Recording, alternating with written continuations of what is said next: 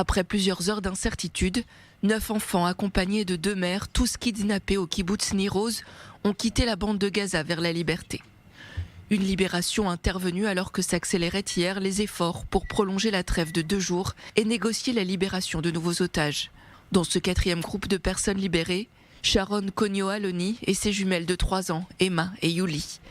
La famille Konyo-Aloni s'était réunie au kibboutz Nir Oz. Le père est toujours captif à Gaza. Karina Engelbert et ses 2 enfants, Mika et Yuval, sont elles aussi sorties des tunnels du Hamas tard hier soir, laissant le père derrière.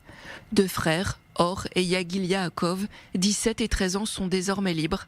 Kidnappés avec leur père et sa compagne, toujours aux mains du Hamas, ils ont appelé leur mère terrorisée, juste avant d'être enlevés. Yagil a supplié les terroristes de ne pas le prendre, leur disant qu'il était trop petit. Eitan Yahalomi, 12 ans, était aussi dans ce 4e convoi d'otages. Son père est toujours à Gaza. Sa mère et ses 2 sœurs ont réussi à échapper aux terroristes le 7 octobre, alors qu'elles étaient emmenées vers Gaza en moto.